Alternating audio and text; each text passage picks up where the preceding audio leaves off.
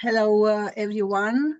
It's time to start our WFSA webinar on key takeaways from WCA 2024. I'm Daniela Filipescu. I'm a cardiac anesthesiologist in Bucharest, in Romania, and WFSA president. And I welcome you all to this webinar. Please see some instructions in the chat for translations. This webinar can be followed in Spanish and French also, and is recorded. I have a big pleasure to welcome also our speakers of today. We have three great speakers.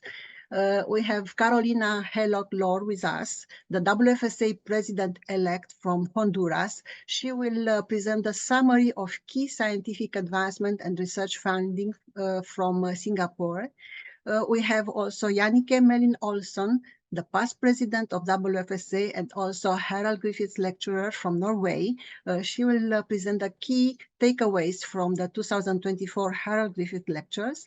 And also we have Jamal Eddine Kohen, the president of the Moroccan Society of Anaesthesia, Analgesia and Intensive Care. He will look ahead to the next Congress, World Congress of Anaesthesiologists in 2026 in Marrakesh. Welcome you all. You may know that we circulated some questions before the webinar, and we received your feedback. But now I have a small question, only for a few seconds. Please let us know if you attended the World Congress of Anesthesiologists in Singapore in person, virtually, or you did not attend. Please choose one option.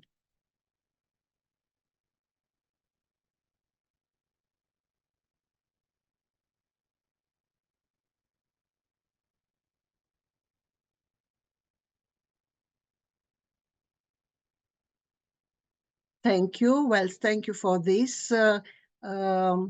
Yes, in a way, I expected that many of you did not attend. I'm happy that you are so many with us today registered. And we received your questions regarding this webinar, but we don't have time in this hour to present all the advancement in anesthesiology. And I understood from your questions that there is a huge need of educational products and tools you are requesting.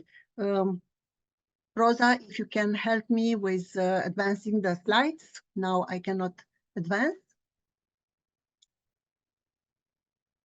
To the next one. Okay. Can you click on the screen? Let's see. Can you hover over? Now, thank you. Yes. Now it's possible. So Yes. I invite you all, because I saw from your questions that there is a big educational need, and we are committed to increase at the WFSA the educational offering. But meanwhile, I recommend you to look on our website and look to the resources we provide there. And there were a lot of requests for anesthesia in obstetrics courses, and it's possible to attend the e-safe course on obstetric anesthesia freely, and you can access this from our website. And I think that in a few months, yes, after September, a selection of sessions from the WCA will be available for all of you freely. So until September, only for those who are registered. And now I will present you some key statistics from the World Congress of Anesthesiologists in Singapore, which was, in my opinion, a big success, as we had 5,044 in-person participants from 142 countries, and also 563 virtual delegates joined from 79 countries. And this success was due to the global scientific program we offered in Singapore. We had this scientific program structured on 18 tracks, and this program was delivered by 535 faculty from 73 countries, and they presented in 189 sessions, but we also had 126 poster sessions, workshops, problem-based learning discussion sessions, and all were very well attended and appreciated by attendees. We had this feedback from you.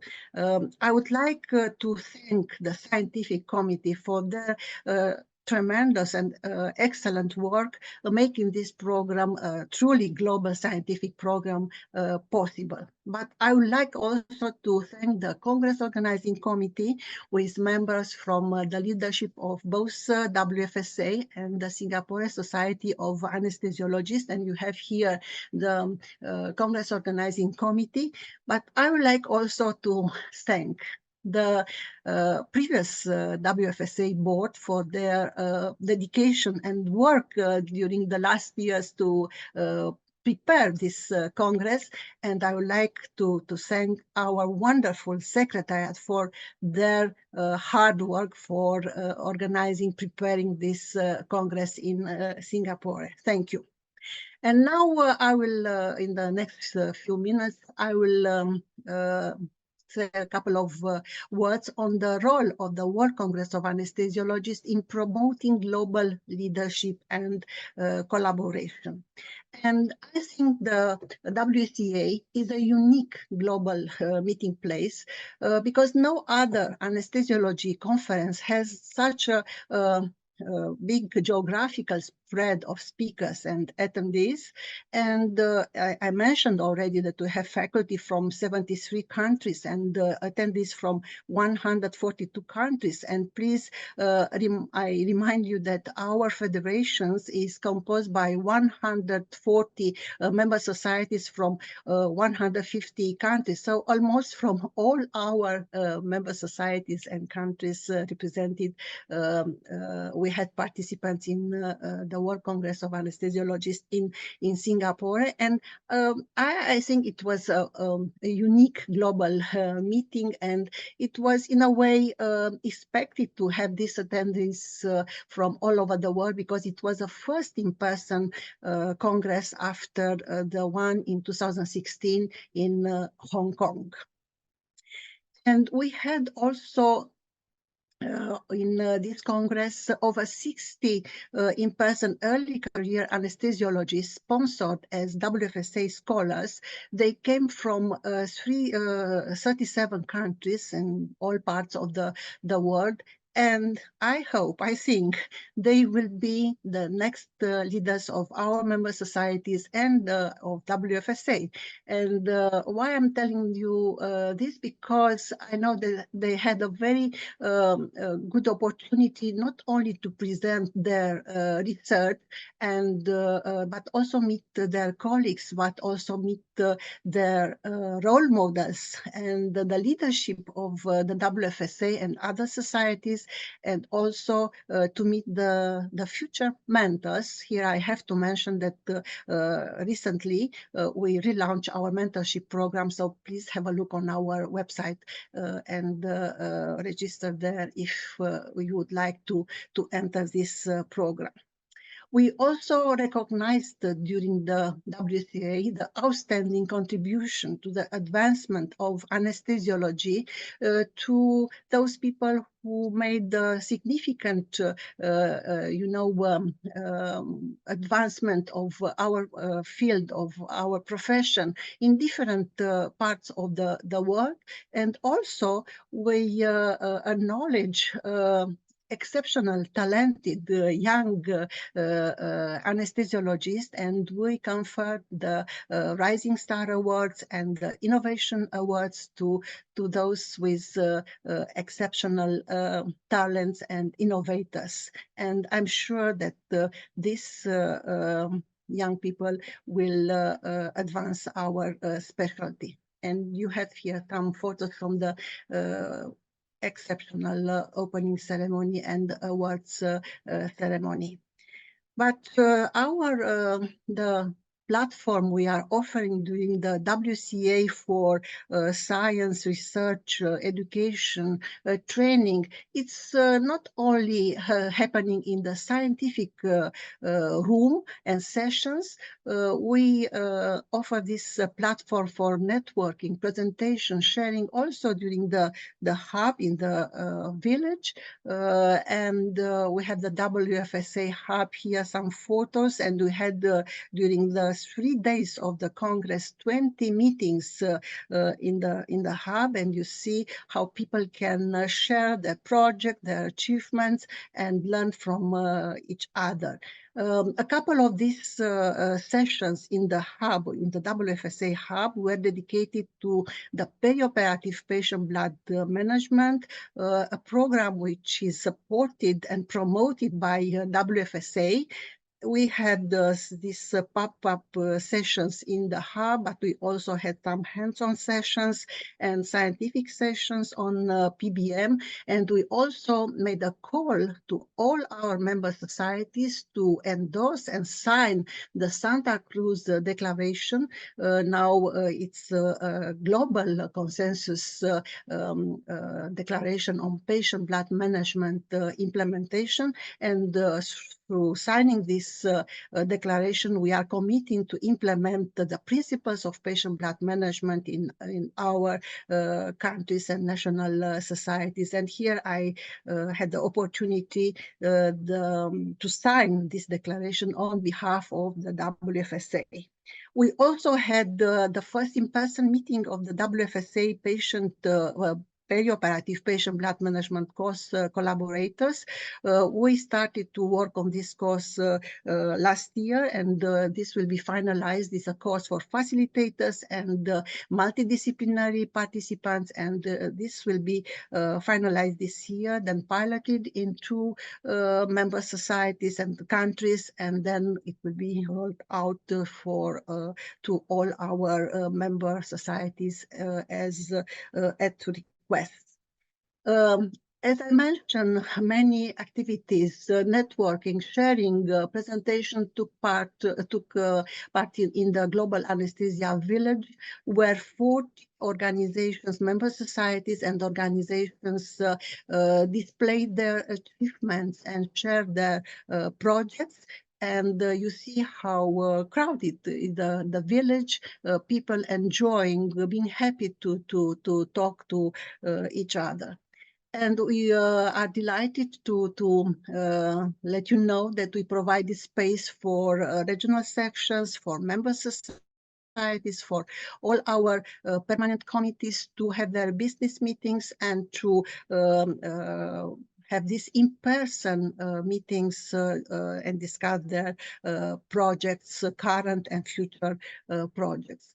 I want also to express my gratitude to our Congress partners and also to all the exhibitors who contributed to the platform of the scientific platform of the Congress. Also, the WCA is the place of the WFSA General Assembly. And the General Assembly is not only the place for elections and approval of constitutional documents and reports, it's also the place for the open forum where member societies can raise important points. And this year, it was a suggestion to develop a position statement on anesthesia in conflict situation, which is being taken forward by the working group established with global representation.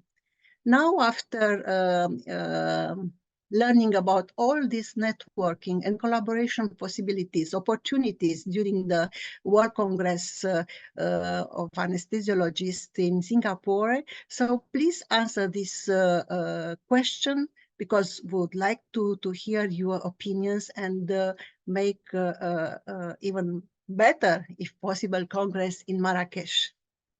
So you have here the questions. Please mark which aspects of networking did you enjoy the most or would like to enjoy in Marrakesh.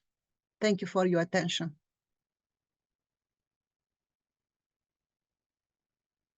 We wait for the results of the poll.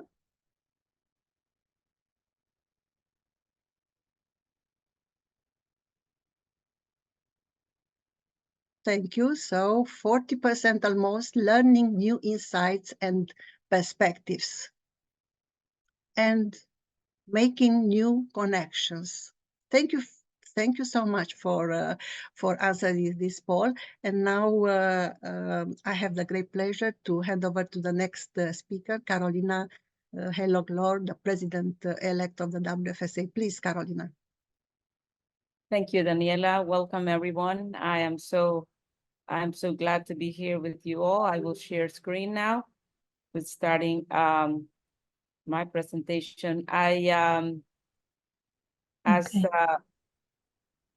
Daniela mentioned, I am the president-elect of the WFSA, anesthesiologist, critical care physician, interventional pain physician, and also co-chair of the scientific committee of WCA 2024. And I will share about scientific innovation and breakthroughs. At the WCA in Singapore, groundbreaking scientific innovation and breakthroughs have taken center stage, revolutionizing the landscape of healthcare and paving the way for a brighter future in medicine. Researchers and experts from around the globe have come together to share their cutting-edge discoveries and advancement shaping the future of anesthesia healthcare and improving patient outcomes. Let's delve into some of the remarkable breakthroughs that have emerged from this prestigious gathering. And in this World Congress, we are proud to shine a spotlight on the crucial theme of diversity, equity, and inclusion, DEI, in anesthesia. As we celebrate scientific innovation and breakthrough, we also recognize the importance that values and respect individuals from all backgrounds. By championing DEI initiatives, we aim to create a more equitable healthcare system that addresses disparities and ensures that all voices are heard and represented. Let us continue to prioritize diversity, equity, and inclusion in our pursuit of excellence in anesthesiology. I'll start with the Harold Griffith lecture with two impressive lectures by Jannicke Mellin-Olsen, past president of WFSA, and Kevin Fong. Jannicke will talk about her lecture, and I'll say just 2 words from Kevin Fong on his lecture about we are wrong about risk and how to interpret it. And it's, I will not say anymore because I encourage you to check on demand his lecture. And we can also share about advances in anesthesia. We can highlight more artificial intelligence all over the our specialty, brain health and personalized anesthesia, machine learning, with risk stratification for predicting postoperative mortality, deep learning for developing decision support system and impact for resource optimization, future cardiac echo monitoring, virtual branch and physical branch, and also simulations for new skill and non-technical skills. As you can see, well, this is just a glance on what was going on in WCA.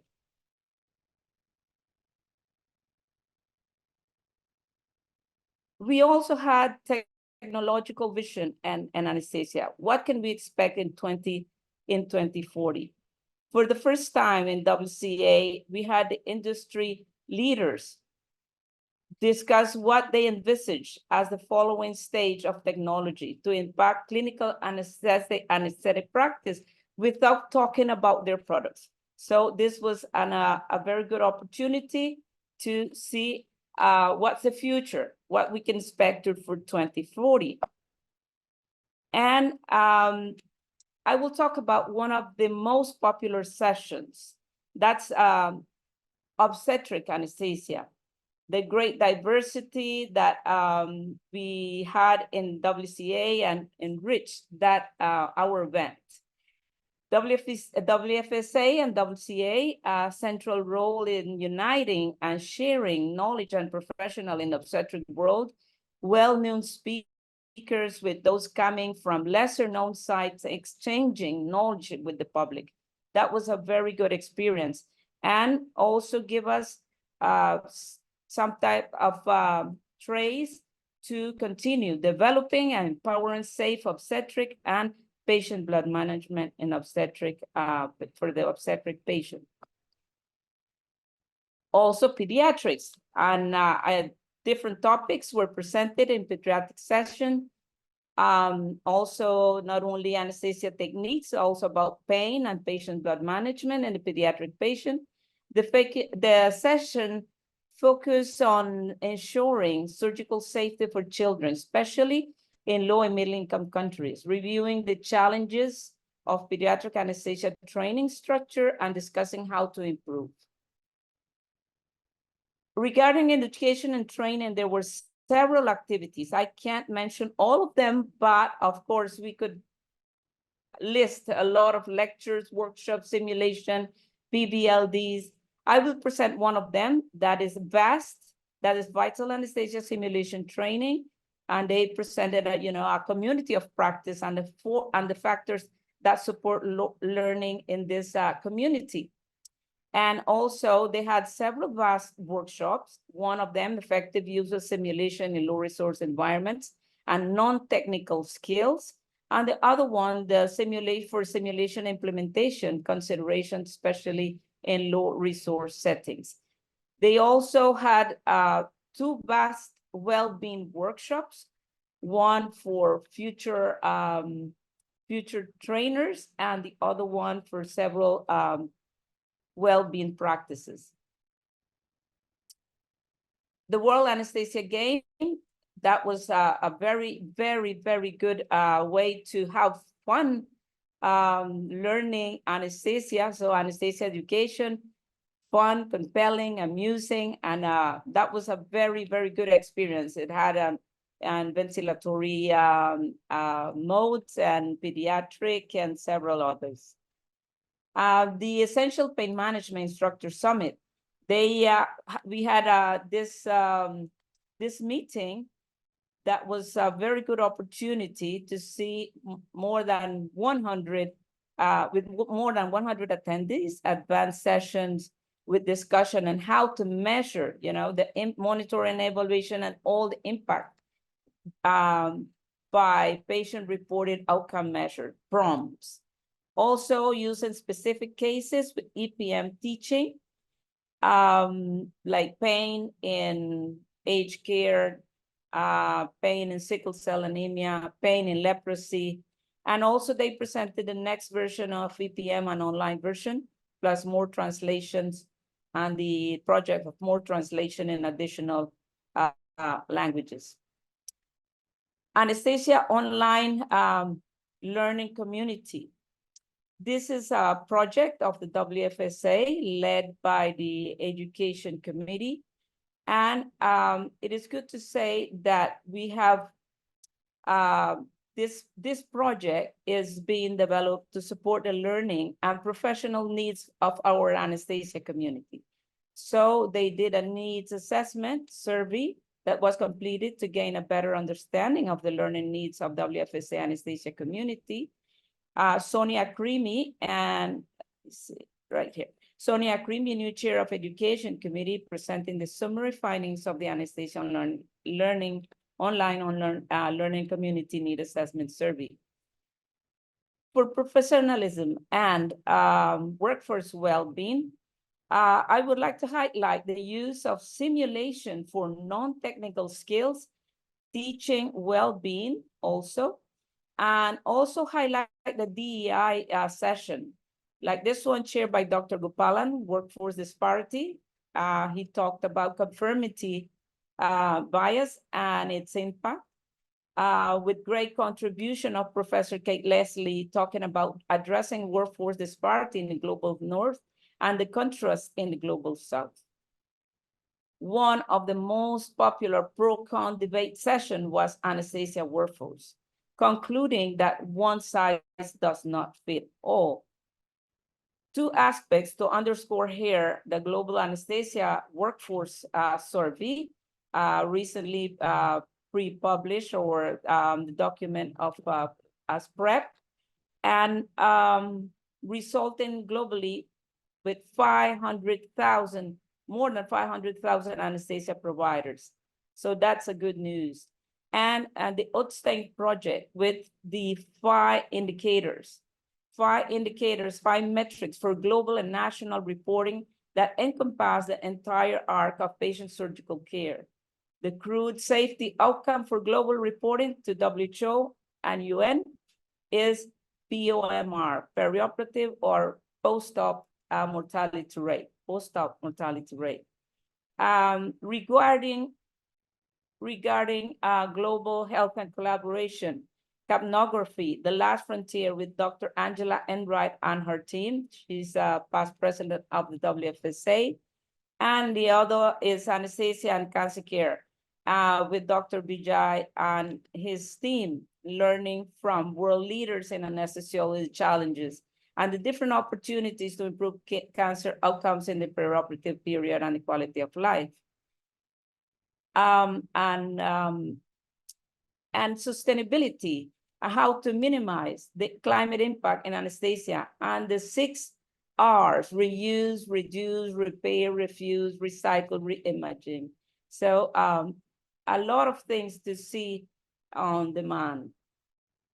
Safe and C-section simulator scheme piloted in Tanzania. That was in a WFSA hub. The Santa Cruz Declaration presented by Daniela, implementing patient blood management principles, detection of management of anemia, iron deficiency, minimization of blood loss and optimization of coagulation, and improvement and optimization of physiological tolerance to anemia, the 3 fundamental pillars. So Santa Cruz Declaration, signing the Santa Cruz Declaration was one of the activities we had for patient blood management, and also presenting the ongoing project of the WFSA on perioperative patient blood management. Also, as Daniela mentioned, networking and collaboration, not only in the global anesthesia village, all over. And this for all this presentation, I interviewed or chat with more than 25 colleagues around the world. And one of the most important things for everyone was networking and collaboration. We had this experience, and it's, I think, not only for our member societies, for regional sections in the global anesthesia village, but also for individuals. We appreciate this very, very much. In summary, the WCA, the World Congress of Anesthesia, is our premier global anesthesiology congress. Thanks to the WFSA and the Singaporean Anesthesia Society and all of you that attended for a unique, diverse, inclusive, and high scientific event in Singapore. Because together we can. Many thanks. Thank you, Carolina, for your insights. Wonderful. We'll go to the next speaker, and we'll have time for a couple of minutes for discussion at the end. And now it's my honor and pleasure to introduce Jannicke Mellin-Olsen, past president of the WFSA and Harold Griffith Lecturer of this year. Please, Jannicke. Very much for inviting me to share some of what was very important for me during the World Congress, namely delivering the Harold Griffith Lecture. Because we are sharing science and RCTs, which is important, but also how well it was received to talk about some softer and more human parts of our daily work as anesthesiologists. And that is along the guiding principles of, for instance, the patient safety movement, saying that what it is about is to promote respect, dignity, compassion, and love in all actions and behaviors. And we know that the coverage of essential health services is very skewed, and up to 8.4 million deaths annually occur in low and middle income countries due to poor quality care, 15% of overall deaths. And that 24% of the world's population live in fragile contexts, not delivering quality essential health services.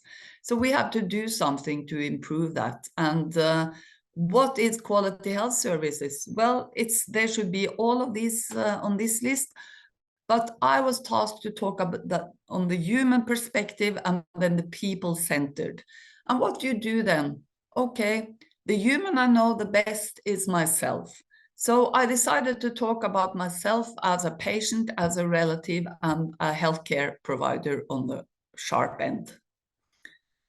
Because here, this is 5 years ago, I was on the Patient Safety Movement Summit together with, among others, Adrian Gelb, our past WFSA president in California. And we had a great time, as you can see. The following day, I was running around along the beach. I had to pass urine 3 times in 1 hour, and that's not normal. Well, I did find a lump in my pelvic area. I went home. It was checked. They thought it was a sarcoma. And on the workup on that, they found what they thought was and proved to be metastatic cancer on the pancreas. So now I'm here, suddenly having a death sentence within a couple of months. And what should I do? I was the president of the WFSA. And should I take treatment or not? Or should I had no symptoms, just go on until it was the end? It was a tough decision. But at that time, it was so good to have an oncologist and a nurse that really looked at me and what matters to me. And they showed really the respect for my preferences. We will be with you along the road, whatever happens. This is so important when you are a patient. And in the end, I survived longer than anyone would think. And after 1.5 years, I ended up on the operating table. As you see, I was a VIP patient. This was made by my former trainees, who had put syringe labels on the operating table lamp to cheer me up. Yet, even I was a VIP patient, I felt that insecurity. How much should you speak up for yourself? You want the doctors to like you. You don't want them to be upset. You don't want to be that difficult patient. But I had to speak up when they were shifting me to the ward, when I had been woken up 4 times the previous night for low respiratory rates. And I was not supposed to have any monitoring in the ward. When the surgeons asked about my hemoglobin and my CRP, they were fine, but did not check my thrombocyte count, which was 17, or my sodium 119. And also I had some complications. They were putting a drain in. I had to speak up. Are you sure it's so smart to put it through the liver when I had this hemorrhage tendency? And that's so tough. And that is what I, as a VIP patient, had to feel. What about the insecurity normal patients would feel? But then we have some helping tools, for instance, the 4 good habits developed in Kaiser Permanente in the United States. And 2 of them are here: elicit the patient perspective and demonstrate empathy.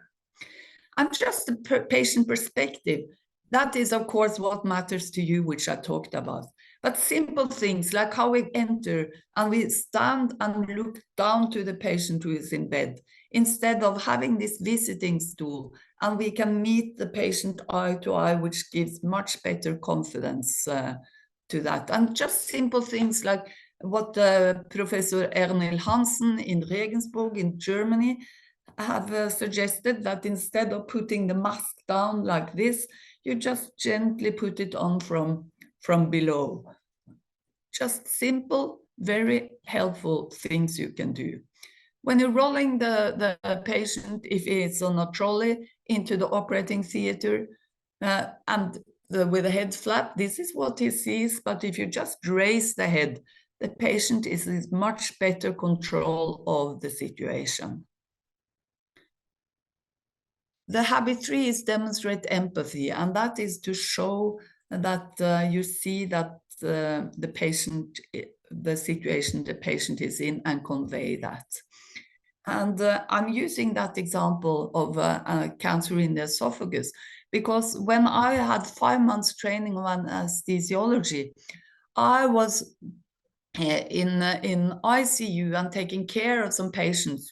And then after several months, I met him in a corridor, and he was going down for surgery. And at this time, he wanted the best anesthesiologist in the hospital to take care of him.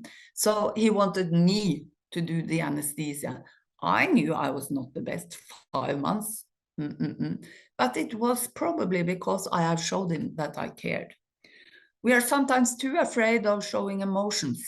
For instance, I have never felt that that it's wrong that you shed a tear when you see a patient going away, when you are with the relatives, if you convey something that it's tough for the patients to hear.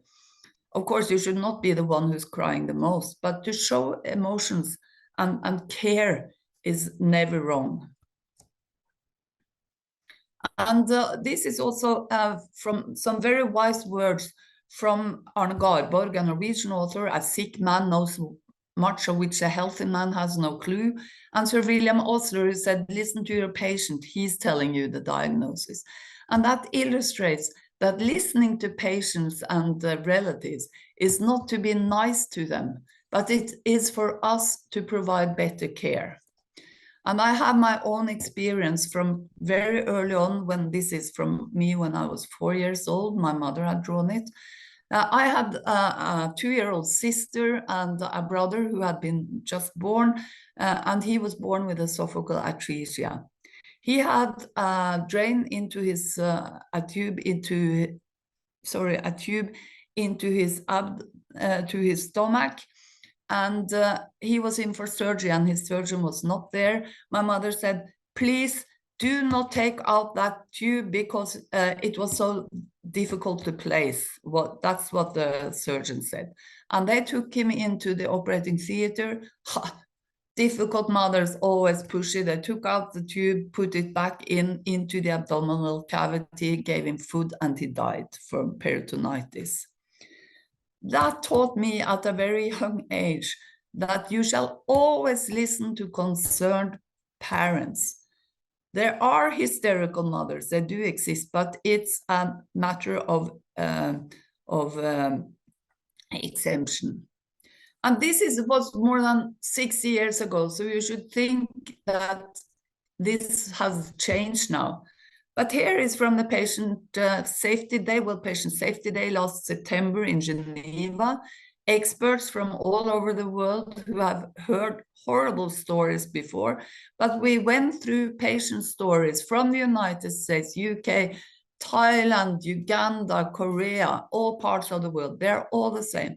Patients and relatives desperately seeking to be heard, to no avail. So we have much to do there. Listen to them, take them seriously. Now, this is not so easy to do if you have a difficult culture, and you must develop in your department, in your hospital, in healthcare, a safety culture of trust and understanding. And here is my role model, Sven Erik Gisvold, my first professor, and he showed that in practice, because he was asking so stupid questions, and I thought when I was a trainee, you should know that, you are a professor. Only later did I understand that he did that just to make us feel safe to ask those stupid questions. And this is what we are trying to do in my department now, also remembering that errors and problems happen to the best of us if the situation is set for failure. So that something wrong happens in your practice doesn't mean that you are useless. And we should always remember that. Reach out a hand. It could have been you another day. And this thing goes all the way to the top in healthcare. And we need to be safe, feel safe when we are doing our job. We need to have safe working environments, both physically and psychologically. We need to have a good working environment, working hours, and this has been more in focus lately. There are programs on, but we are still a good far way to go for that. And being a healthcare provider at the front end is difficult sometimes. Here is from 1.5 years ago in Norway, they were going to introduce a new electronic health journal, patient journal, and they see these are healthcare workers going onto the streets to protest against the introduction of that health platform, because as you saw that this would lead to patient deaths and so, but the authorities, no, you are just difficult. And then who had to tell the patients that their referrals letters had disappeared on the way? Now your cancer cannot be treated any longer. It's the healthcare workers on the front end, and we need to be taken seriously and listened to. Well, there are other aspects too. For instance, here, we need more things in order to provide safe and good quality healthcare. We need workforce. From the workforce survey, which we just updated in WFSA, it illustrates that still there is a long way to go to have enough anesthesiologists. The red parts are the worst. We need water, simple things like that. Here's in India, it was a dry period, but we have freezing, we have dirty water, so many things. We need safe electricity. And for instance, here this is from a hospital in Russia, where they finished open heart surgery while the hospital was on fire. There are natural disasters, and these people are trying to save patients when they don't know how it is with their own families, if their houses are still standing. Too many areas of the world.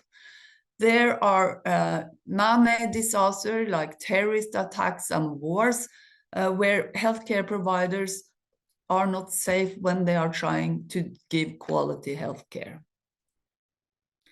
Then there is another problem, and that is corruption.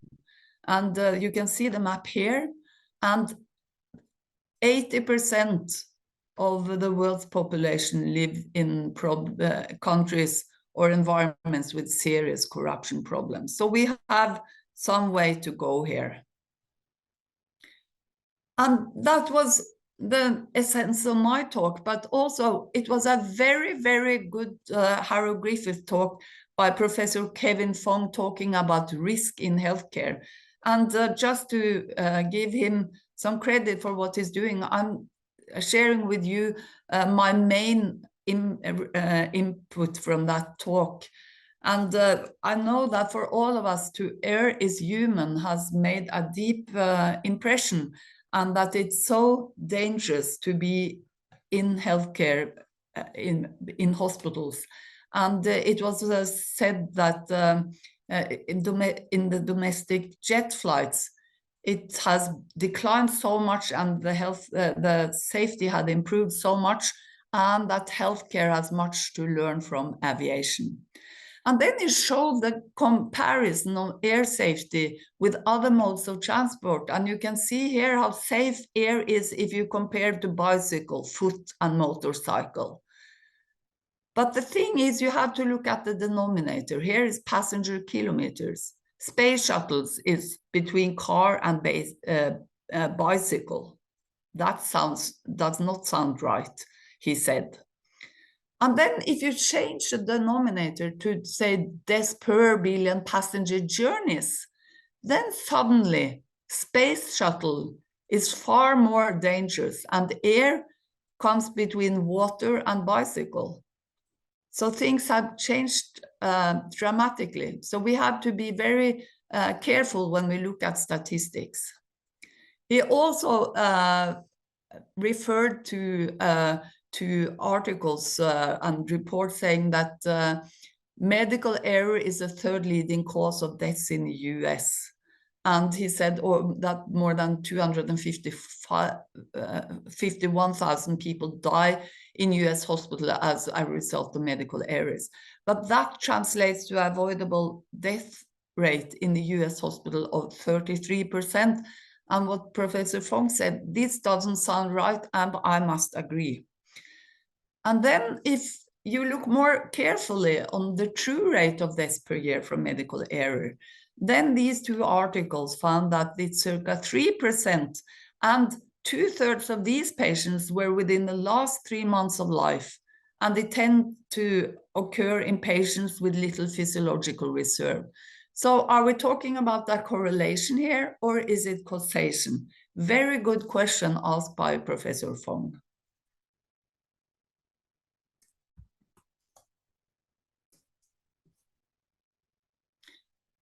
So what he said then also, like I said, we have to build better system by listening to the people who work within them.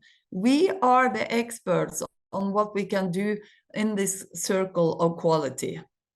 And this is his take-home message, and so is mine. And then for Harold Griffith, and come back to the promote respect, dignity, compassion, and love in all actions and behaviors. This is what his life was about. The WFSA vision is universal access to safe anesthesia. And our mission is to unite and empower anesthesiologists around the world to improve patient care. This is, as I said, the WFSA mission. That is my vision. And that is your vision. And that we have to work together. But finally, I would like to end, because somebody told me I had to do that, to say about me. My situation, my cancer is sleeping, is what I say. One of my colleagues said maybe it's dead, but the oncologist said, Jannicke, there is a reason why we are still checking you. I know that. I'm happy to be alive. I was very happy to deliver the Harold Griffith lecture, and I'm happy to share with you what we have done. So thank you very much, and good luck with our endeavors to improve quality healthcare. Thank you, Jannicke, for your talk. Very emotional. Emotional. It was in Singapore and now, and yes, a lot to learn from your for your lecture. So those who attended can see again the whole lecture on the website of the Congress.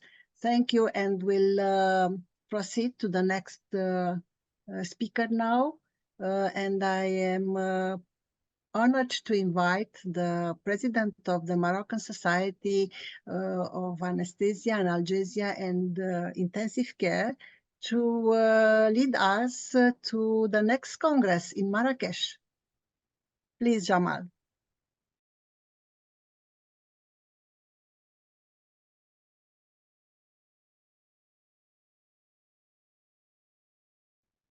Thank you, Madam President. I have to thank Professor Jannicke also for her strength, her courage, this lesson in life that reminds us the rehumanizing of care without being over the top or exclusive of technicity, especially in the field that we work in with anesthesia. I'm going to briefly introduce you to the Moroccan Society of Anesthesia, Analgesia, and Critical Care that I have the honor of presiding. It is a society that is 40 years old. It has been around for 40 years, so still young, but mature at the same time. And as many societies, learned societies, we work in collaboration with many university institutions and health, national health organizations, as well as international organizations. Just to give you a brief overview of our objectives. Just like most learned societies, we want to promote and develop anesthesia, analgesia, and critical care, pain management. We, in our society, as a learned society, we also want to ensure continuing medical education for all our members, as well as training in specific contexts. We want to focus on exchanges in key fields. We want to work with colleague societies and regional and international organizations, obviously. We organize quite a few scientific events, and we every year want to elaborate and update our reference material. So just to give you some key figures about our learnt society, we have over 600 members. We have various committees and scientific clubs, over 30 committees. We have organized these past few years over 100 events. That is scientific events with our partners. So in the industry and partners in various scientific fields.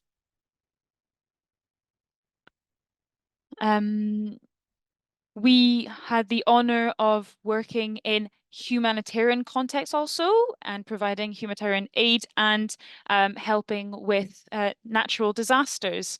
So the key events of the last 3 years. So we have a project to have more continuing medical education. We were also quite present during the health crisis with our program, the Vigi Corona 1, 2, and 3. We created an African platform to accompany and exchange around this care during the crisis. We are very proud to also have created a Moroccan network and also developed into an African research network in intensive care in infectious diseases. We work closely with the WFSA on scholarships for residents, mainly in Africa, who spend several months or years with us. We also had the opportunity to work with the WHO and the ISDB, so the Islamic Development Bank. We have various projects to look forward to. We're creating the first edition of the Euromed 2024 happening next month. This is a collaboration with the ESICM, so the European Society of Intensive Care Medicine. We are also working with the SRLF, so the French Intensive Care Society, for 2025, which will be a congress in Morocco. And finally, the WCA 2026, which will be taking place in Marrakesh. And we cordially invite all of you to attend, for the main reason being that, as you saw, the 2024 edition was a great success, and we want to take on this challenge and organize a fantastic congress in 2026 in Morocco. As you know, Morocco is situated in North Africa and has a very rich, very long history. It's got a very interesting geography, and this makes Morocco a very prized tourist destination. The capital, where the Congress will be taking place, is a tourist capital, Marrakesh. It's a millionaire city. It's a red or ochre-colored city. It's one of the best tourist destinations in the world. And there's a Congress building where lots of large international events are organized, are held. So when it comes to our objectives, our goals, we want to promote and create an unforgettable experience that will unify and inspire all the participants. We want to cultivate this unifying spirit. I think it's the first time the Congress is organized in the zone. We're representing Northeast Africa. And we want to have a more inclusive, more integrative policy. We want to ensure a good, significant representation of the African region and the Middle Eastern region, and we want to strengthen connections and actions to promote security in anesthesia, safe anesthesia in all regions of the world. So I think all of this fits into WFSA's policies. We had our scientific committee. They've started working. We've got 19 tracks. We've got over 300 speakers expected. And we're expecting over 3,000 participants and roughly 70 partners. So I just want to take this opportunity to invite you. Please join us in numbers for this fantastic experience in Morocco of the WFSA and the WCA 2026. Thank you very much. Merci beaucoup, Professor Jamal Eddine Kohen. Thank you so much for your presentation. I think that everybody is now wishing to join US Society and WFSA in Marrakesh in 2026. I would like to thank to all the speakers for their great presentations. And now we have a couple of minutes for discussions, comments, and questions. I have seen already in the chat there were some questions about where it's possible to follow again this webinar. It's on the YouTube channel of the WFSA, so you have to go to our website. It's here on the screen, and you can have this webinar. And it was also a question for certificates. We haven't think about this, but it's not impossible. So we'll take this from you. It's time now to thank not only to the speaker, but also to our secretarial support. And I would like to introduce Rosa Garriga, the digital lead in WFSA. I think, Rosa, it will be possible to have all these participants registered and have a certificate. We can look into that. Yes. Okay, thank you. Mm-hmm. So I know that before please, if the others would like to say something, I want just to mention again the questionnaire we sent before the webinar, and we had a lot of questions. Some very specific topic, about some specific anesthesia techniques. And as I mentioned at the beginning, please have a look on our website and you find a lot of resources. But I was also impressed by some general questions such as which is the best anesthesia textbook, or which is the best anesthesia for this kind of patient. And from my experience, I can tell you that I do not have these correct answers, because in every stage of your profession, you'll find another book as the best one. You start with one when you are trainee, and you find others, and then after a while you'll see that you have to read a lot from different journals, not only one. But here it's probably appropriate to mention that all the trainees can have free access not only to Updating Anesthesia, our journal, and to the tutorial of the week, but also to Anesthesia Analgesia, which is offered by the International Anesthesia Research Society, and this is advertised on our website. And I would also like to say from my experience that there is not the best anesthesia, for some procedure. You have to talk to your patient, to see your patient. You have the best anesthesia for your specific patient. So I think this is the most important message I would like to give, that the best anesthesia is that one you'll consider talking and examining your patient. So please, for the others, if they have other comments, I think we still have 1-2 minutes.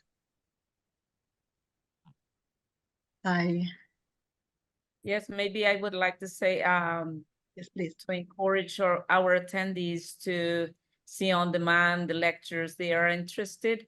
And as you mentioned, Daniela, after September, it will be open to even the one that didn't attend or registered.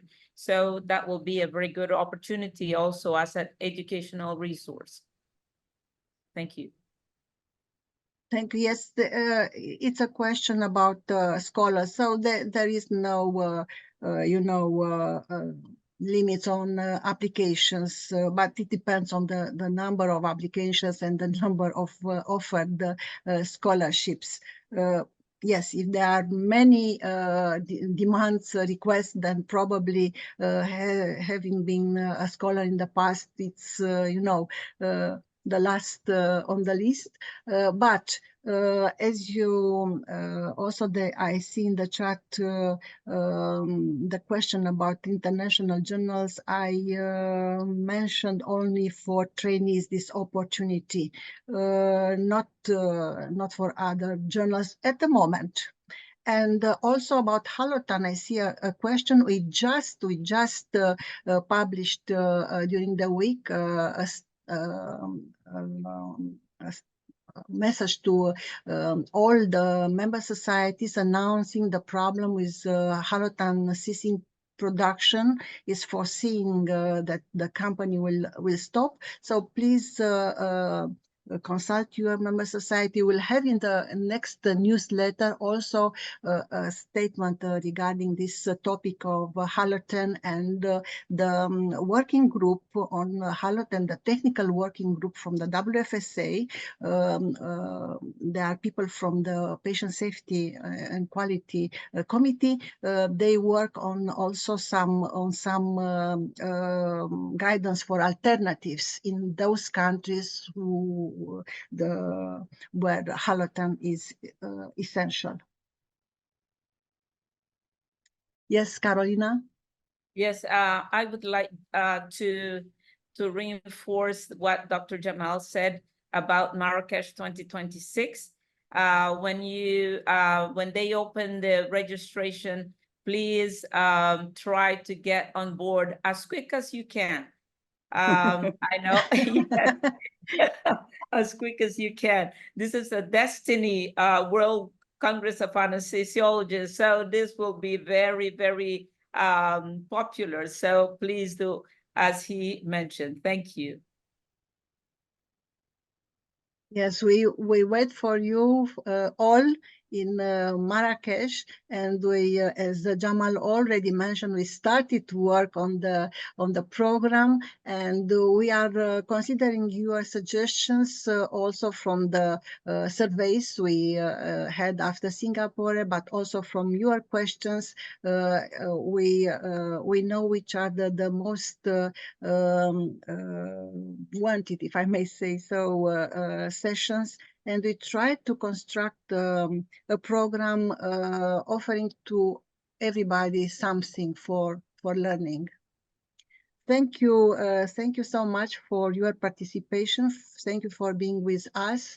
I thank again to the speakers, and I hope I will see you all in Marrakesh and until Marrakesh in other international and national meetings. Thank you. Thank you. Bye. Bye. Bye. Thank you all. Bye.